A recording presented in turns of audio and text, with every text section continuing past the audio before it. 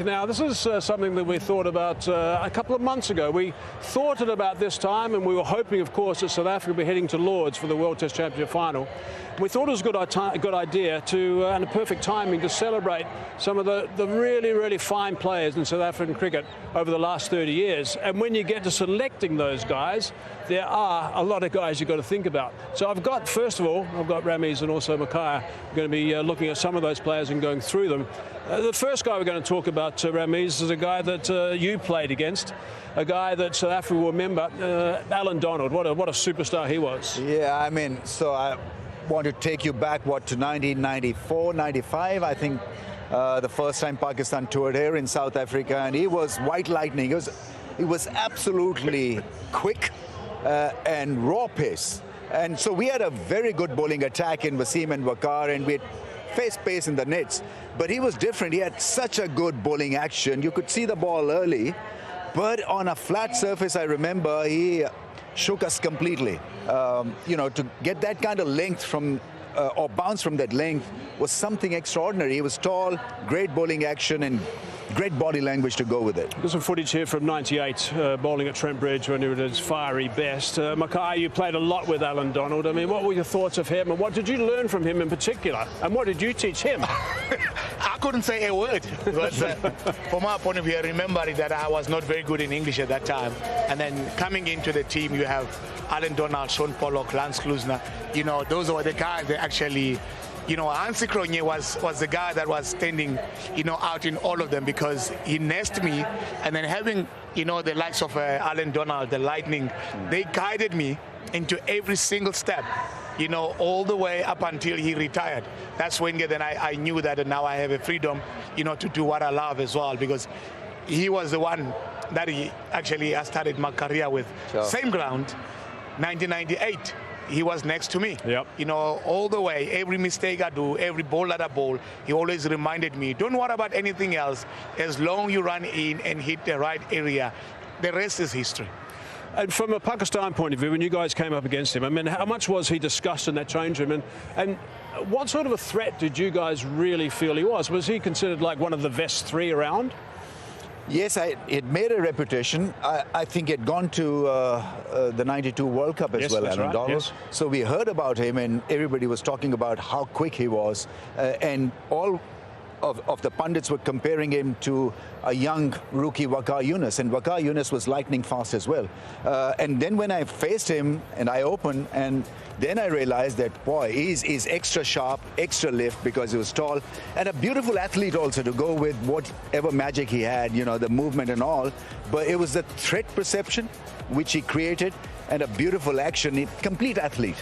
I mean, that's the other wonderful thing about Alan Donald. You would want to watch him. I mean, and from Pakistani perspective, a real threat during that tour here. Interesting stat, just very briefly about Alan Donald. When he first went to Warwickshire, he got a tape of Sir Richard Hadley and got it and watched it in his home, and he realised that he needed to become a better athlete. So one of the first things he did when he went to Warwickshire as a youngster is he got spoke to Bob Woolmer, and they got a sprint coach involved, and he said the fact that he got that sprint coach involved improved him enormously as a cricketer, because he then became what he considered, he thought he was an athlete, but he then stepped up to another notch and really did. Right, we're going to move on to the next guy, Hashim Amla, who was a sensational cricketer, we know that, and Ramiz, again, you've seen a lot of him. Yeah, very subcontinent in style, Hashim Amla. He'd plant his front foot and then let the wrist work do the job, and very natural timer of the ball, would cover the stumps and get the ball away from off to leg. I mean, that is where he was pretty special compared to the other South African batters who were conventional in style, so they were brought up on seaming conditions, and so you knew what you're getting from most of them. But certainly you get an Hashim Amla who was a bit like Zaheer Abbas, very wristy and very, very pleasant on the eye, and a beautiful timer. This is him getting 100 against Australia at this venue, actually, back in 2011, November 2011. I mean, he got that magnificent triple 100 also in England, Makhaya, in the UK. I mean, he was just the complete package, but so calm. What an influence on the team. To be honest, he never say much. He was a quiet guy, mind his own business. And one thing that I realized when you are with him, there's so much that you can learn regarding of how he prepares. I think from our point of view as well, bowling to him in the nets, it taught me a lot of things too, which line I should be bowling, because every time that you pick up the ball, you always put your somebody in your mind and have the picture. So when you bowl to Hashim Amla, you always say that this is an opponent that I need to teach myself how to bowl to. So he was kind of that. You've got go to the West Indies. Chanderpaul is similar, where he faces you chest on. How will you bowl to Chanderpaul if you don't have someone who's similar to him? Even though he's a left-hander, but Hashim Amla taught me in that point of view that you need to learn to bowl in a certain batters. He was one of those candidates. Yeah, the other thing that Hashim did so well was create his own length and create his own angles. Because others would play a ball towards mid-off, he'll play it towards mid-on. And that's why it's difficult really to contain. Okay, moving on to another one, Graeme Smith. Now, Graeme Smith's a guy, of course, also Makhaya. You done a lot with Graeme Smith over the years. Oh, yes, without a doubt. I think as well, his captaincy, I could say that he had a lot of players around him that they will actually, give him advices. I would say Jacques Kallis was one of them. Mark Boucher was another person that was really, really, brought him into light regarding of how to captain. And then captaining us as well, we are the ones that were gave him headaches because we didn't probably not to listen that much, what he's saying, because we have our own mindset as well. But from my point of view, he was a very good captain. We've got some footage of him getting 259, actually. It was at Lords in 2003 in July. This was a magnificent knock. He got a double 100 just before this in the test before. I mean, his body language, his attitude, and the presence at the crease, and he has his own way of batting as well. Very skillful, very determined. So a couple of adjectives that come to mind: resilience, his own style, and presence at the crease. And a great leader. Yeah, well, that's a good point there you just brought up, because it was his first tour as captain. You remember that this was a dominant performance individually, which made a massive difference to the team. Yeah, absolutely. I remember I was there, and one of the press conferences that he had, he spoke so eloquently, and they were very impressed with the leadership. And he was, about 21, 22 when he took over the reins. Yes. So very young, very exciting. Exceptional, and he obviously was in charge of a very fine group of players, and a lot of those guys we're going to be highlighting in this lunch break today, and he brought those guys through superbly as well. So Graeme Smith really was quite sensational. We'll see his numbers there as well. I mean, that's just extraordinary stuff from the skipper. Been around a long time, still involved in cricket, which is great with the SA20. He's the commissioner these days. But what a fine player with his own style, which I thought was also quite a nice touch. Right, Makhaya, we're moving to you now. All right. For starters, we're going to go to what I think was probably one of your big highlights of your career. Let's just have a look at that straight away. Mackie, we'll go to this and just have a bit of a look. The highlight of your career? Oh, that was most. At Wonders, myself and Boucher, I remember that almost like it was yesterday when Boucher came towards me and said to me, he has two balls that he needs to bowl to you. He's either a yorker or a bouncer. If you bowl a bouncer, run. It will be halfway already. So that was the first ball of the last over, and 30,000 people of the Wanderers gave you a standing ovation for that single. Oh, yes. That's what we needed to actually level the score. And get Boucher back on strike and then win that 4-3-8 game, which was magnificent. Right, Mackie, we're going to take you now. We've got another footage of Port of Spain. What a magnificent test match that was for you. I mean, the fact, the wickets that you got right at the start here are quite sensational. Talk me through this a bit. When you look at yourself, you don't even know what to say. It was one of the, the greatest wickets that I would say are bowled to. Regarding of anything else, being a player that you can do whatever you want to do when it comes to the left-handers. For me, it was one of the most achievement, that I've ever achieved when it comes to as a bowler, especially when it comes to individual. I didn't even know that it is a record. Yeah. Alan Donald had 11, and then I had to pass him to get the 13. Yeah, 7 for 37 and 6 for 95, a magnificent test match for you, and something that a lot of people in South Africa watch very closely. Of course, the timing was right as well to watch that to the night here. It's magnificent stuff, Makhaya. Yeah, I mean, his own style again. Wider angle to get so many batsmen out was really something special, because you see, from that angle, you're expecting it to miss the stumps. But that fuller length at pace, and I think you shattered them with pace and length and accuracy. I mean, it had everything, and the passion to go with that. Thank you very much. That's all I could say. Just a quick one, Mackie. Just explain to our viewers why you bowled from wide of the crease. Tell that little story. You know, it started from the early age. Yep. You know, I remember that I had no shoes, no bowling shoes. Wow. So when I got the shoe that has studs on, so I wear those ones because when you go to the school, there is a concrete where we practice. So I had to bowl on the grass side. So the angle was created from that. All right, okay. Yeah. Wow. So you didn't want to wear out the shoes, so you had to make sure they were looked after, and that's where you bowled. Indeed. And your own style was just sensational, and you didn't change one bit. No, not at all. Not at all. It became my weapon. Terrific. Yeah. Right, well, thanks, guys. That's terrific. Yes. Nice to have a chat through those. We've got another whole bunch of the superstars from South African cricket to come, of course. And it is going to be interesting to get the next group of guys that are going to be alongside me shortly to have a look. And Ramiz, any chance for Pakistan before I let you go for the rest of the day? Any chance? It's going to be a tough day to watch, especially. Yeah.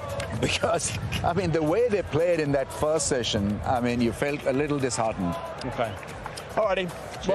We'll be with you. We'll be with you all the way through the afternoon. Righto. Right, we're going to take a break now. When we come back, we'll be joined by Shaun Pollock and also Vernon Philander to go through some more legends of South African cricket. The South African team right now very happy to be at Newlands the way they're playing. Now I'm joined by a couple of blokes who played a lot for South Africa over the years. Former captain Shaun Pollock, Shaun, and also Vernon Philander, of course, was devastating here. We'll talk about that pretty soon on his debut. But Shaun, let me start with you because I want to chat about a guy that you had a lot to do with and I'm sure admired greatly, Jacques Kallis. Yeah, Jacques Henry, he was a pretty top performer for us over the years. We debuted at the same time, so I was there for his whole career. And what a brilliant cricketer he was. I mean, the record speaks for itself, but I think you never really understand the full extent of what he managed to achieve and what he did for us as a team. Just the balance he brought. I mean, we probably didn't give him the accolades he deserved because he played with us. You know, you kind of look at opposition members and think, those guys are gun. But we had Jacques Kallis, and to bat at number 3 or 4 where he did, the wickets he took, the catching he did, he was just brilliant for us, and obviously was around for a long period of time. Also didn't get too many injuries as he went through his career. But just his contributions and the performances that he put in was remarkable. I mean, he obviously started as a very young man and matured into an unbelievable cricketer. This was his final test match, Vern, 166th and final test in Durban. Yeah, I think I was fortunate to be a part of this fixture. I remember the first test match against India went down to a draw, and then this test match he was real determined to get across the line and get the big W in his final test match, and who better to sign up with a test match 100 than Jacques Henry Kallis. I'm going to make a brave statement or bold statement. I reckon he's the greatest all-rounder of all time in my books. Yeah, he's certainly in the grand final. I mean, there's who else is in that? Shaun? I mean, Gary Sobers. I saw Gary Sobers play, but Jacques Kallis with his numbers. I mean, at one stage, and we look at the numbers here with his Test career. At one stage, a situation where you could take Sachin's numbers, Zahir's numbers, put them together, and you had Jacques Kallis. Was extraordinary. No, he was. I mean, he was an unbelievable cricketer. As I say, I think the key for us as South Africans was the balance he brought. I mean, he would have held his spot in any side as a batter or a bowler, and that's kind of the determining factor when you're talking about all-rounders. But not only that, that's the Test legacy that he left behind, the one-day legacy he left behind as well, and all the contributions that he made. You can't just say enough. I don't think we've got long enough in the show to hit him with enough accolades for what he deserves. Righto, moving on to Dale Steyn. Vernon, sensational. Yeah, I think I was fortunate to play a big part of my career alongside Dale Steyn. I think he brought phenomenal control with that new ball. He had a wonderful ability to step it up at any stage in the day where he can bowl speeds of 150 plus and really ruffle batters. And I think that is the key to Dale Steyn. I think, you know, the ability to shift gears, but more importantly also just the calmness that he brought about, you know, the bowling attack and the conversations to be had, you know, with the Dale Steyn. I was fortunate to be a part of this fixture as well. I think very often we've seen Dale Steyn operating with that new ball and perhaps do a little bit too much with that new ball, but on this occasion at the Wanderers, he got it absolutely spot on. I remember he bowled a spell, I think it was 8 overs, 6 for 8, I think that was his final figures, but he got batsmen to play at every single delivery, and I tell you what, when he brings those stumps into play, he's absolutely lethal with that new ball. 2013 in February against Pakistan, obviously 6 for 8, there you got it right. Shaun? Yeah, I think the key to him is, as a fast bowler, what do you have to do? You have to be able to bowl well with the new ball, you have to be able to come and cause problems with your speed, you have to be able to clean up tails, and you have to be able to bowl reverse swing. He did all of those and did them brilliantly all around the world. I think the other thing about him that probably goes a little bit unmentioned is his infectious attitude that he had, and what he did for the rest of the team, and how he picked them up, you know, gave them that that amazing belief and that emotion that went along with his performances. You can't say enough about him, and those facts and figures just kind of bear testament. He probably was a bit disappointed at the back end that he couldn't have avoided a few injuries to just carry on for a little bit longer, but as far as the career goes and the stats and what you read there, simply unbelievable. And also just the waist swing. I mean, waist swing is such a classical delivery. Anyone can bowl that. It's fantastic. Pace. Unbelievable stuff. Right, Shaun, your turn. Now, we've got two lots of footage for you. And don't get a shock, sorry to our viewers, don't get a shock about the colour of his hair. This is debut against England. 95-96, Polly, what about this? Yeah, look at the colour. I mean, the colour of the hair is pretty similar to the shoes I'm wearing today, but that was when I had gas. That was when I had a bit of pace and bounce. And if I'd only known all the years I was going to be working with Michael Atherton afterwards in the commentary box and all the abuse he would have given me, I would have bowled him a lot more short pitch deliveries and tried to hit him on the head a bit more often in that match in particular. But yeah, I was living the dream, much like Quentin Mapaka now. You know, that's my debut. That was the moment where you'd hit the world running, and you were just excited to be part of the setup. Didn't know too much, just knew how to run in and try and bowl as quick as I could. And Michael Atherton said, after that, looking at your stats, we got another clip as well. Michael Atherton said that you're the quickest bowler in the world that he'd faced at that stage. Maybe for a few deliveries. we didn't have a speed stick in those days, so we didn't know what we were bowling at. Right. So the next bit of footage, you'll remember this one, Shaun. This is in Australia. What was it, 42 degrees Celsius? Yeah. 7 for 87 at Adelaide, 43 overs or something? Yeah, that was probably the ultimate for me. I mean, obviously against Australia at that time, we were such a dominant force. And also Alan Donald missed that game. So I had to be the leader of the attack. That was why I just kept bowling and bowling. Brian McMillan kept telling me, "You're kind of wicked, Polly." I bowled 40, he bowled 10. But anyway, I got some reward for it, so it kept me going. But yeah, on the back end of that, it was exciting to be part of there. And it's probably the hardest form of cricket that you play in my year anyway, when you toured Australia. So to have a good day out was good. And as I say, the hair looked this colour. Rock side these days, Polly. Much brighter, much brighter, much brighter. Right, Vern, debut here at this ground. When did you know you were going to be debuting? Yeah, I think I got the call from Gary Kirsten the week leading up to the Test match. I obviously played in the warm-up game against Australia out in Potchefstroom. But yeah, having had a couple of good nets, obviously bowling against some of the top batters that our country possess, Kallis, Boucher, the Villiers, Graeme Smith, and I really had a good outing in the nets. And Gazza walked over to me and said, "Listen, there's a good possibility that you'll play at Newlands." Well, I tell you what, the night before, you know, before the Test match, you normally gather around, you know, in a team meeting, and that's when I got hold of the news that I'll be playing the next day. Didn't sleep much at night, but I tell you what a place to be making your debut. And I remember we were a little bit behind the 8 ball, but yeah, that was in the first innings, of course. That's my first Test wicket. Philip Hughes, that was, and then in the first innings I picked up 3 for, I think it was, if I'm not mistaken. It's a long time ago now, Hazy, but the second innings was really the turning point for me. I got a couple in a good area and asked the right questions, but also I think we were way behind the 8 ball. I think we got rolled for 97, and Australia had a lead of about 180, if I'm not mistaken, and we needed to make a play. And I think walking out, I asked Steyn, realistically, you know, what can we bowl him out for? And the chat should have been around the 150, 180 mark. But to bowl Australia out for 47 was just a real dream come true on your debut, I'd say. And you ended up with 5 for 15, which was quite remarkable. Yeah, what I would say is, I mean, Warney, I think, called you the surgeon, and he did. He examined your technique. The key, when I was dropped, they actually said they wanted people who could only bowl 140 plus. And that's why it maybe took 3 years for Vern to come in. But when he came in at just on the 130 to 135, he showed that could be mightily effective, and he didn't waste delivery. So I think Vern was fantastic, and obviously we enjoyed all the success he achieved. Thanks, Polly. Terrific. Thanks for delaying my debut. No, I didn't. It was the selection team that wanted 140. I would have picked you straight off to me. Right, the last one is A.B. de Villiers. Now, what can we say, Shaun, about A.B. de Villiers? Well, what you would say, probably the best compliment we could get after all the cricket we've watched as commentators and players, if there was one person who I was going to pay to come and watch play again for South Africa, it would have been A.B. de Villiers.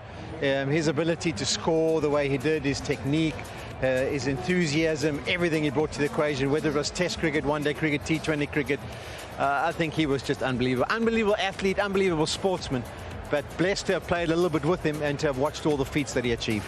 Vern? Yeah, I think he was an absolute freak. I think, again, I was fortunate to have played a big part of my career with this player, A.B. de Villiers, but the way that he could turn the game around, I think that was exceptional for me. I mean, I formed many a partnership with him. The way that he speaks is always positive. You always inject positive energy into the players around him.